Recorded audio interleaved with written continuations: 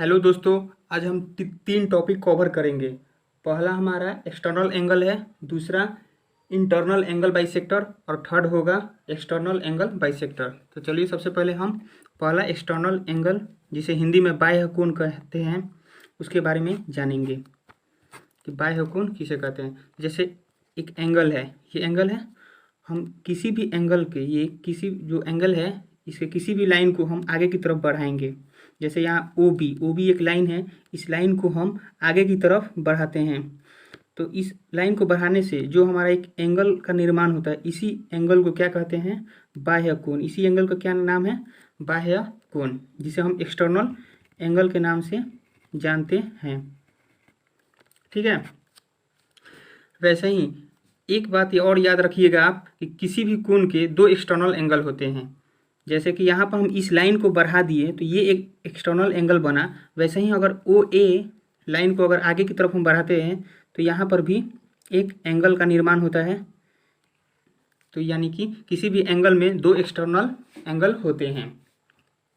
ठीक है। तो जैसे वैसे ही हम कह सकते हैं इसको कि एंगल ए ओ बी का बाह्य कोण क्या है हमारा? तो एंगल, इसका नाम दे देते हैं यहाँ सी और इसका नाम दे देते हैं यहाँ टी। तो एंगल ए ओ बी का बाह्य कोण क्या होगा? एंगल ए ओ सी तथा एंगल बी ओ डी। ठीक है। नेक्स्ट देखते हैं हम। एक और पॉइंट छूटता है जो वो देख लिया जाता है, यहाँ पर देख लेते हैं। जैसे मान लीजिए ये हमारा थीटा है, तो एक्सटर्नल एंगल निकालना हो तो एक्सटर्नल एंगल क्या होगा? तो हम बताए थे आपको कि एक लाइन पर 180 डिग्री का एंगल बनता है। तो जैसे ये हमारा थीटा हो गया तो ये एंगल एक्सटर्नल क्या होगा? 180 माइनस थीटा। वैसे ही इस एंगल को भी निकालना हो तो कैसे निकालेंगे? तो 180 माइनस थीटा, क्योंकि यहाँ पर ये एक लाइन दिख रहा है, ये एक लाइन है जो यहाँ इस लाइन पर पूरे 180 डिग्री का एंगल बनता है। तो जब ये हमारा थीटा है तो ये बाह्य कोण क्या होगा? 180 माइनस थीटा। तो हमेशा बाह्य कोण पहचानने का एक ही नियम है, बाह्य कोण हमेशा 180 माइनस थीटा, यानी कि 180 में से अंतः कोण को हम घटाएंगे तो बाह्य कोण हमारा निकल जाता है। ठीक है। अब नेक्स्ट देखते हैं। नेक्स्ट हमारा है इंटरनल एंगल बाइसेक्टर, जिसे हिंदी में आंतरिक कोण समद्विभाजक कहते हैं। तो अब हम जानेंगे कि आंतरिक कोण समद्विभाजक किसे कहते हैं। तो जैसे ये एक एंगल दिख रहा है आपको, ये एंगल दिख रहा है, इस एंगल को एक लाइन जो यहाँ से हम ओ सी एक लाइन खींच दिए तो इस एंगल को दो बराबर भागों में बांट देता है। उसी को, जो लाइन दो बराबर भागों में इस एंगल को बांट देता है, उसी को हम क्या कहेंगे? आंतरिक कोण समद्विभाजक। जैसे ये मान लीजिए हमारा एंगल ए ओ बी कितना है? 2 थीटा। तो ये जो लाइन है इसको दो बराबर भागों में बांट दिया तो ये हमारा एंगल कितना होगा? थीटा। ये भी हो गया थीटा। तो हम क्या कहेंगे? एंगल ए ओ बी का जो समद्विभाजक है, आंतरिक कोण समद्विभाजक होगा, वो हमारा ओ सी होगा। तो यहाँ हम लिख सकते हैं कि एंगल ए ओ बी का आंतरिक कोण समद्विभाजक हमारा क्या होगा? ओ सी।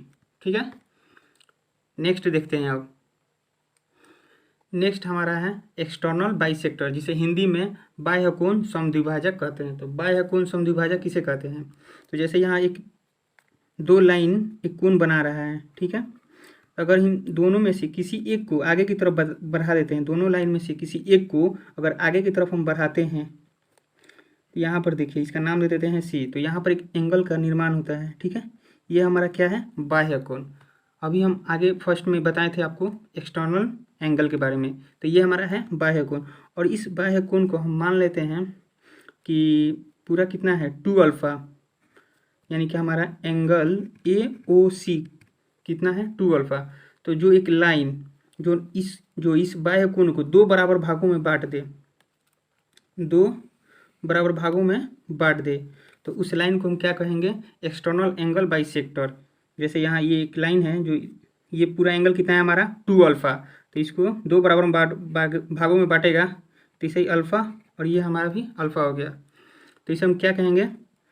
तो एंगल ए ओ सी का बाह्य कोण समद्विभाजक कौन है हमारा, तो ओ, इसका नाम देते हैं डी, ओ डी। ठीक है, तो समझ में एक बार और अच्छा से देख लीजिए। जैसे ये हमारा एंगल है, इस एंगल को हम कोई एक लाइन को, तो हम इस लाइन को आगे की तरफ बढ़ाते हैं तो एक बाह्य कोण का निर्माण होता है, और ये कोण हम मान लेते हैं कि 2 अल्फा है। तो जो ये एक लाइन है ओ डी, इस कोण को 2 बराबर भागों में बांटती है, तो ये होगा अल्फा और ये भी हमारा अल्फा, यानी कि ए ओ सी एंगल का, ए ओ सी का बाह्य कोण समद्विभाजक क्या होगा हमारा, ओ डी। ठीक है, नेक्स्ट देखते हैं। नेक्स्ट है हमारा जो बहुत ही इम्पोर्टेंट है, इंटरनल एंगल बाइसेक्टर और एक्सटर्नल एंगल बाइसेक्टर से मिलाकर एक प्रश्न पूछता है जो बहुत ही इम्पोर्टेंट होता है, हर एग्जाम में देखने को मिलता है। जैसे यहाँ पर ये है हमारा, ये जो लाइन दिख रहा है ये ग्रीन कलर का, ये क्या कर रहा है कि जो इस एंगल को बाइसेक्ट कर रहा है 2 भागों में, यानी कि इंटरनल एंगल बाइसेक्टर का काम कर रहा है, ये 2 भागों में बांट रहा है। तो जैसे यहाँ एक एंगल है, हम आपको बताए थे 2 बराबर भागों में बांटता है, तो एक एंगल हमारा अल्फ़ा है और ये भी एक अल्फ़ा हो गया। वैसे ही एक एंगल जो ये इस लाइन को, वो लाइन को बढ़ाने से एक एक्सटर्नल एंगल का निर्माण होता है, जो ये भी ओ डी एक्सटर्नल एंगल को 2 बराबर भागों में बांटता है।